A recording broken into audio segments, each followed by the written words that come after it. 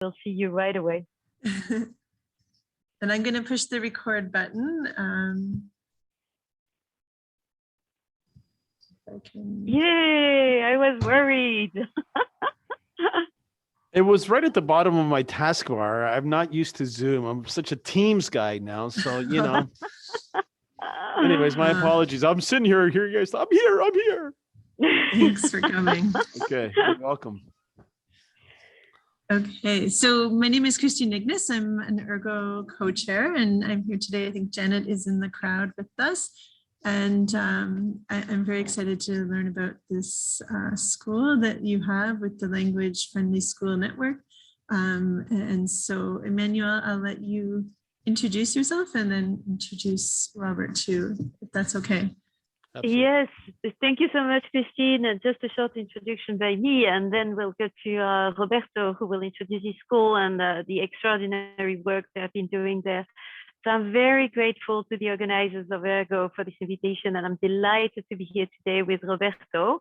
Thank you, because I know his schedule is totally crazy. I see that there are also some teachers of the Silver Creek School, so thank you for being here and so devoted to the Language Friendly School in Canada. So the photo you see was the day when my colleagues, so you will recognize Antoinette Gagné and Jim Cummins, we went to the school for the signing of the contract of the Language Friendly School by students, teachers, and Rob, the principal, and it was an amazing day.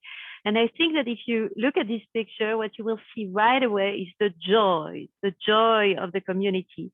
And I would say, in my view, the joy is the first impact of the Language Friendly School on the school when it opens up to languages and cultures. So the joy of learning and teaching, the joy of being together. And that's really what it is, as we are. Okay, so next slide, Christine. So yes, so this is a very recent picture. Sorry, Roberto, I didn't ask for your permission, but of students who I went 1 week ago, and a student came very proudly when we were in Roberto's office to show us a transcript of the name Roberto in her language, and she wanted to have a picture with Roberto. So I think it's an amazing picture. My name is Emmanuelle Lepichon, and I'm a professor at the University of Toronto, Ontario Institute for Studies in Education, where I work very closely with amazing people like Antoinette Gagné and Jim Cummins. Maybe Roberto, you want to introduce yourself?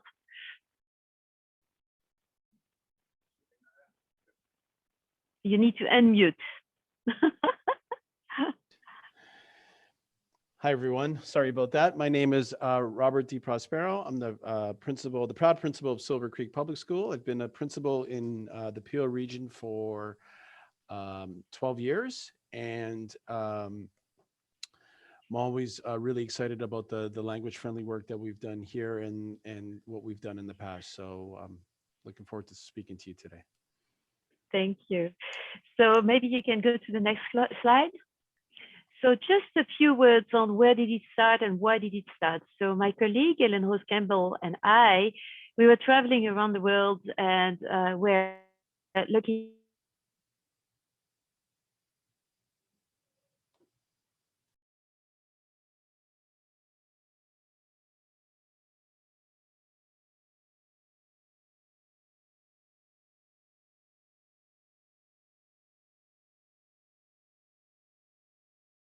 to visit schools and meet with teachers, consider students' language problematic and considered as an extra burden rather than as a learning resource. You can click now once more.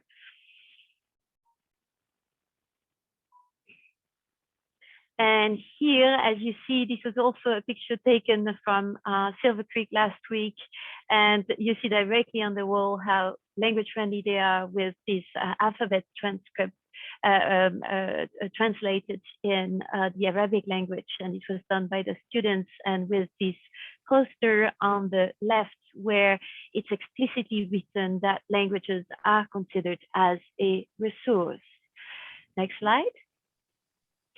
So with the language friendly school, we wanted to encourage a vision of a school in which everyone is part of the community. I think that the term community is very central to it. We all need to be included, all of us. And this means that every student must have the opportunity to access a language-friendly environment where they are appreciated for who they are. And it also means that a child cannot be punished for speaking their mother tongue or any other language. These languages are part of their identity and a powerful tool for learning. So if you go to the next slide, what does it mean exactly? Well, it means that each school commits to developing a language plan that includes all members of the school, students, teachers, and staff, and that is tailored to their own needs. And of course, that aims to create an inclusive and language-friendly environment for all students. Here you see all the pictures are taken in Silver Creek, by the way. So, and here you see a poster that was developed in a class where the languages of the students of the class were listed. And I guess they have done statistics on it afterwards. I don't know exactly. I can imagine. Okay, next slide. And Roberto, the floor is yours. Okay, so I'm not on mute, right? Okay, so I'm here to give the perspective of like staff development and some of the sort of moves or ideas to how to get a language-friendly school started in your school situation, if you would like to, and then possibly answer any questions. And if you do have questions as I'm speaking, feel free to ask. I'm not sure how to answer them. I'm sure somebody can sort of collate the questions, but we'll take it from there. So the first thing I want to say about being a language-friendly school is that if you start from a lens of equity, which I think is very useful in Ontario schools this year, you are going to start in the right place. Like, so for example, in the Peel District School Board, equity work is really first and foremost, really at the forefront of what we're trying to do in terms of our professional development. So,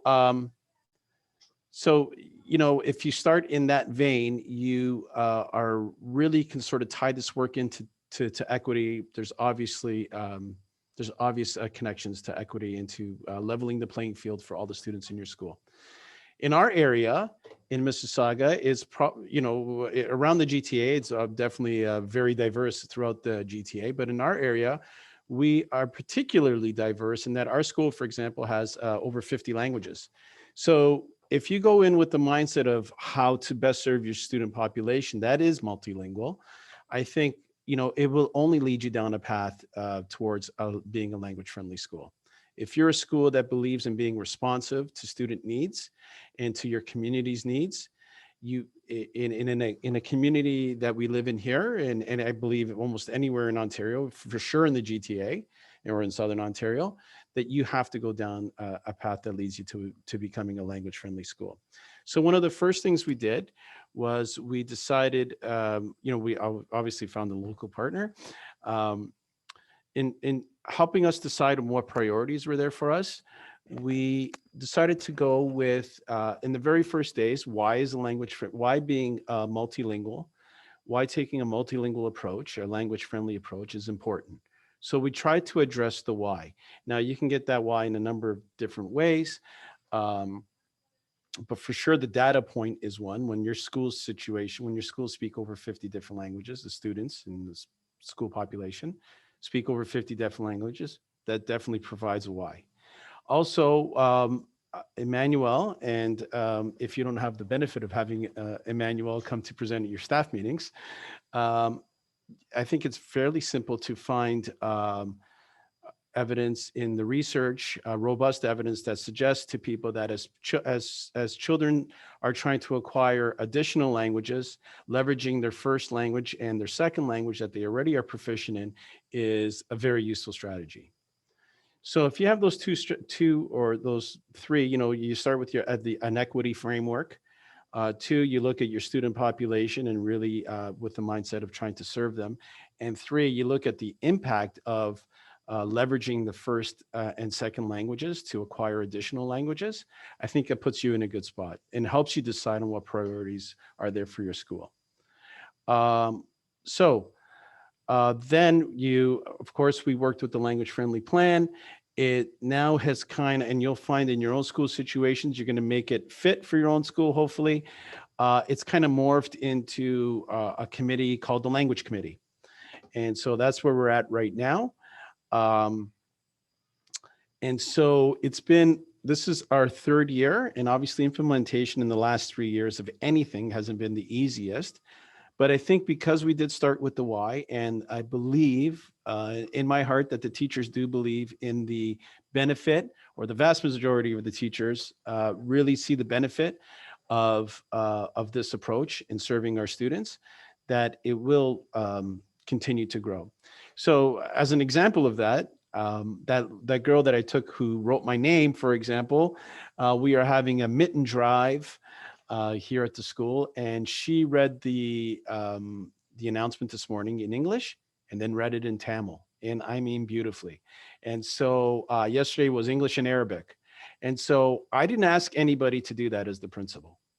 So once these ideas start to take root in your school, I think everyone starts looking for opportunities where we can share our languages, and we can put languages or the multi-languages available to us at the forefront.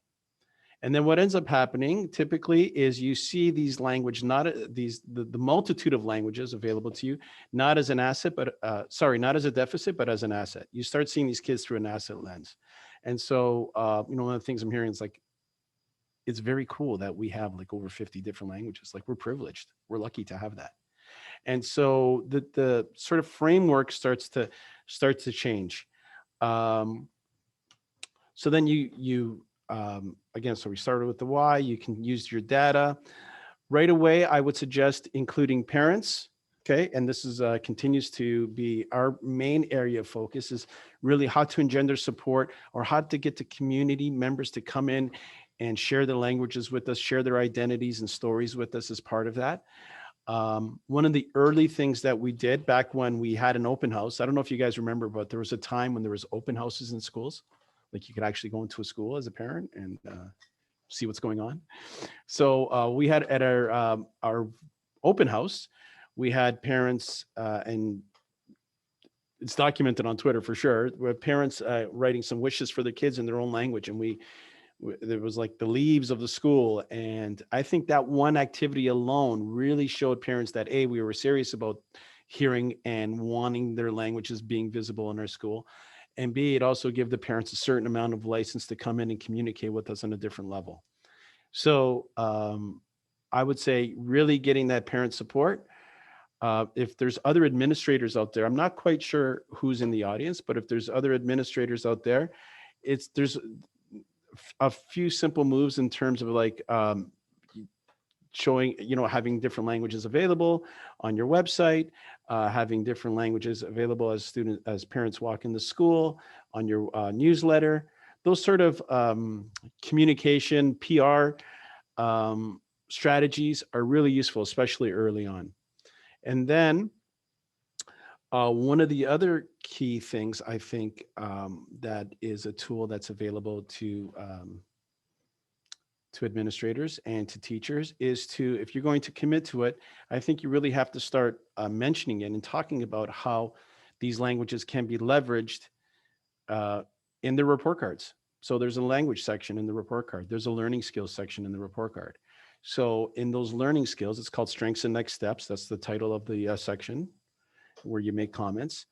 How I can see it, a beautiful, and I have read many beautiful comments from my teachers where teachers are talking about how kids are leveraging their first language, or how they're using Arabic or Telugu or Marathi to do these things in the classroom.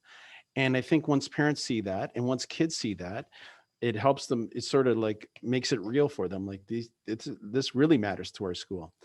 And when teachers start thinking in the framework of how to evaluate and assess kids, and then finally to reporting on these students, having an expectation that we will be talking about where they are in the steps and what the next strategy is from the steps document, the continuum, that all makes it very useful and friendly for them.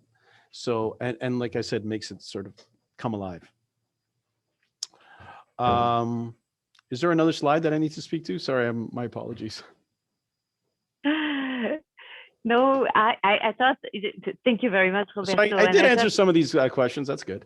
I So what are the, thought, hopefully I did mention some of the greatest strategies and how do we plan, some of the key tools, excuse me, some of the greatest challenges. Again, it's just, getting started. It's like any kind of implementation in a school. I think being a language friendly school has similar challenges to any kind of, any new approach or any different approach. I shouldn't say new, but a different approach that you might take.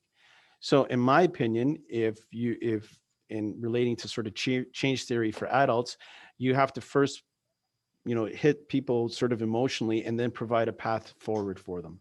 And I think the emotional part is the why that I spoke to earlier. And the path part, if you just sort of follow the language friendly school plan, gives people a way to move forward and see start to see the potential benefits of what they can do in 6 months, 1 year, 2 years, and so on and so forth. thank you. And I think it's super important to say that there will be a second intervention where the teachers of the Silver Creek will share about their work. So a number of them are here today. So Marcy is here, and is it Kimberly? Karen? Kimberly and Karen, I believe, are here. I'm not sure if Karen, they're ready. Exactly. So if you already have questions for them, don't hesitate, because they have developed amazing activities during the year. So now, I guess, Christine, we are open to questions. Yes. That's great. Thank you. Are there questions? We have a lot of people here who stayed late after school to learn more about this topic. All right. Yes, so there is already an amazing question in the chat, and the reason why I chose this picture is because usually what you see in grade schools, you see such a map with the name of the children, with where they were born or where their parents come from, etc. And then all of a sudden I saw this poster, and it was the first time for me that I saw the same poster with the names of the teachers. And so I asked the teachers, and they said, yes, it is our staff, because the kids, they also want to know where we come from. And I thought this is exactly the language friendly school. We are all included, staff, teachers, students, parents, everybody's included. And it was so well represented by this poster. I really love this activity, but maybe you want to add a word on that, Roberto, or anyone else. Yeah, I agree. And it also, when you do an activity like this, whenever you really, it allows for a reflection, right? And we see that a lot of our teachers kind of come from the same places. And so that was a bit of an eye opener for us. And certainly very interesting for the kids to see that too. There's another question here about which types of community organizations make perfect partners for language friendly schools. I can answer that. Now I'm not sure where this person, are these people typically from the GTA? This person's in the London area. Okay, so you probably have one in London, but we have a settlement office here in Mississauga. So they're settlement workers who are amazing partners for us. I mean, really, we work hand in hand. We were just having a meeting with our settlement worker this morning. The title is MSEP, MSEP. I'm not sure if they use the same acronym across Ontario, but here you would look for, I guess, Immigration Canada is ultimately who they work for, and settlement workers. So we are lucky enough here to have a settlement worker assigned to our schools in this area, but we certainly make very good use, and we have a very strong partnership with our settlement workers. So that's A.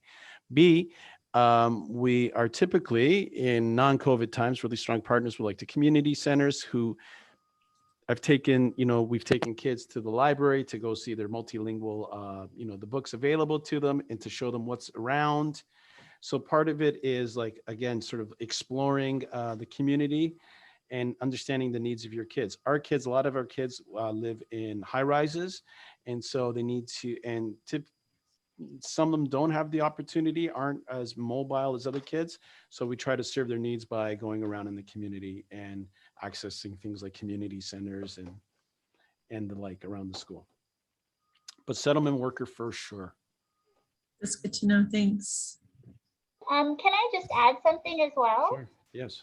It's not really a community organization, but I would say Twitter is a great resource. And I've been able to connect with so many amazing educators that share so many great ideas. So I would definitely recommend Twitter. I know Emmanuel is on Twitter as well. Yes. If you would, and maybe we can put in the our handles and the handle of the school. So if you would like to follow us, please feel free to. Sure. And I also, if you're considering becoming a language-friendly school, if you're joining the network, I know that there are regular meetings for all the schools that are part of the language-friendly network, and we're able to share and just connect with each other. So I would also say that's a great resource.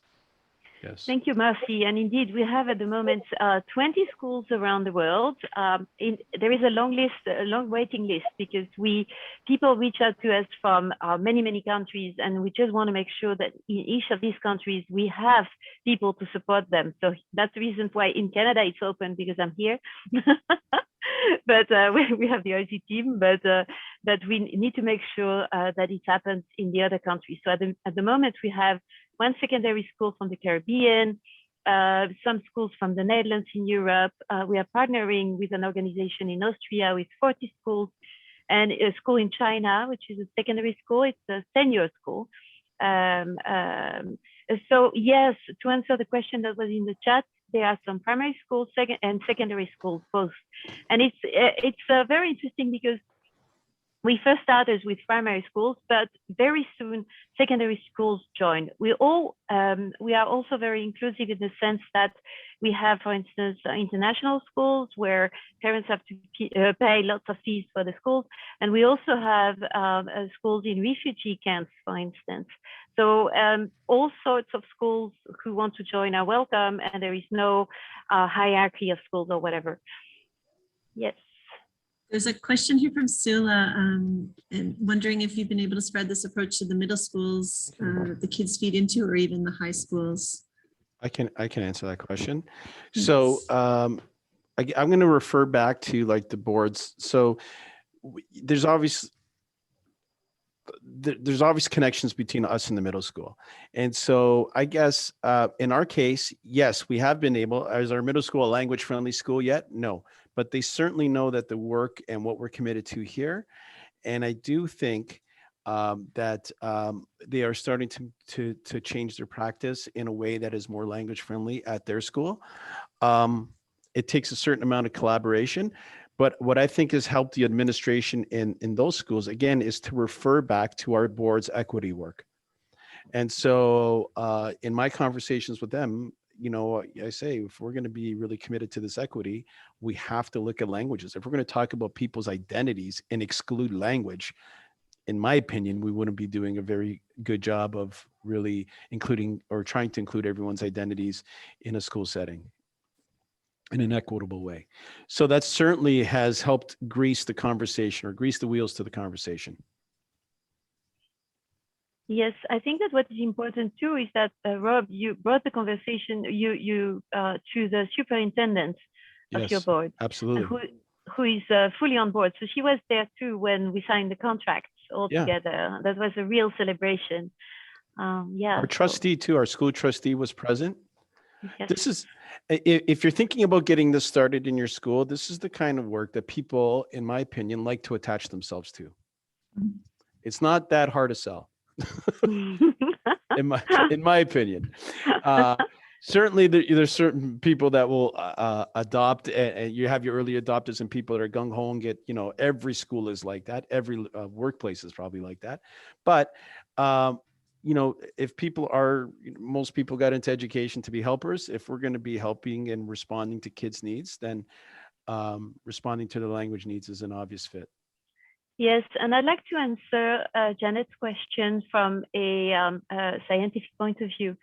So a bunch of research have already shown since more than 30 years that the more we support the languages of the students, so the language background of the students across grades, and the better the results.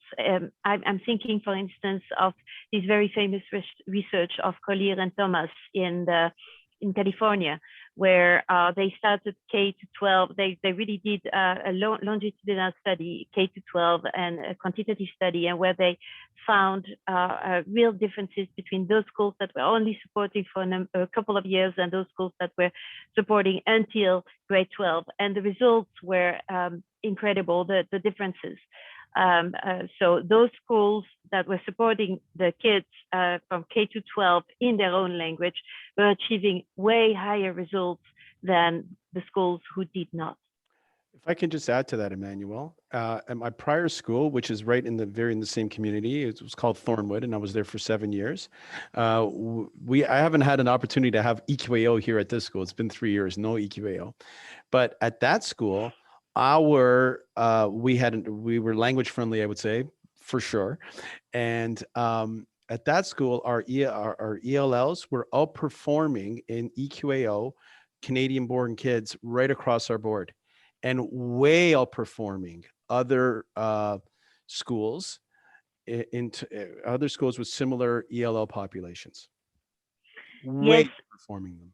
And we just received the very exciting results from a school in the Netherlands who is also language friendly, and there was a research and with a control group, and they found that the kids from the language friendly school increased their vocabulary in the target language, which is the school language, significantly more than the kids from the control group. Yeah, sure. Which really supported this idea that by supporting the language of the kids through, so you were mentioning a number of ways of doing that. So for instance, the more emotional way, like showing the languages on the walls and these kind of things, but also very concrete. You are going way further at Silver Creek by really supporting the literacy in the different languages. That this has a very positive effect on the development of vocabulary in the school language. Mm-hmm. Thank you. I think there was a question from Chander a while back. If they're still here.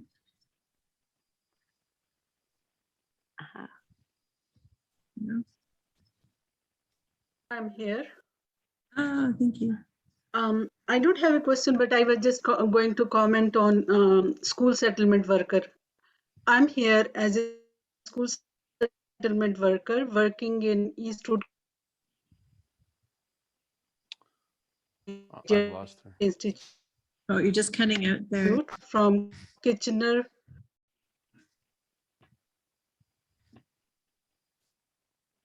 The joy of the internet. Part in both ways. It helps the community and it helps schools also. Sorry, can you say that again? You were just cutting out. So I'm working as a school settlement worker in Eastwood Collegiate Institute, and I Waterloo, Cambridge, and building relationship. It makes a big difference and have a settlement work in school, and we are working in collaboration with the school boards. And a school settlement worker working as a liaison between the school and community, and it supports in both ways. Thank you. That's excellent. Thank you. I think there is some other settlement workers here today too. You're hugely important settlement workers. You need to know that. Very important. It's very good. Is there any other? Christine, maybe you want to show the next slide? Yeah. There is one next slide. Yes. And that's the language friendly team with Marcy, with Sharon, and I forgot the third name. Can you help me, Roberto? Kimberly, thank you. And Roberto and Reshara from OEC. So I'm so grateful to the team and to the school for the amazing work that they are doing in the school. Just to give an example, but I'm sure be there when Marcy, Karen, and oh, I forget her name. Kimberly. Kimberly will be there to present their activities, but one of their activities is on the wall on this picture, where they ask the parents to write a wish for their kid in their own language. And the kids, when we came for the signature of the contract, the kids were all excited to read to us what the parents had written on these hearts. So I thought it was an amazing activity that they came up with, and very inspiring. So Chandra, we didn't hear everything you said, but I know that you were talking about the community and the importance of getting parents and families in the process of in the education of their children, because they are the first educators, and that's exactly what the Silver Creek Public School is doing with their amazing team. So thank you so much.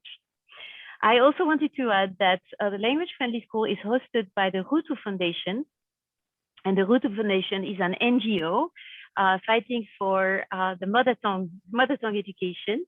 And so once you come into the network, everything will be organized from the Rutu Foundation site. I just wanted to say that. And I've put the site here if you want to take a screenshot, but maybe Christine will send the slide to everybody afterwards. I don't know. Yeah, But feel free to do so. We can attach them as a link to the webpage, and then people can access them there. Right. And Emmanuel, I have a question. If there was a school interested in working with this network, what they should just email one of these? Yes. So they should just email info@languagefriendlyschool.org. And then first they could visit the website, and once they email, they will receive all the instructions for the steps to follow. Roberto doesn't know about it because their school was one of the first language friendly schools, so it went a bit organically at the time, but now it's super organized.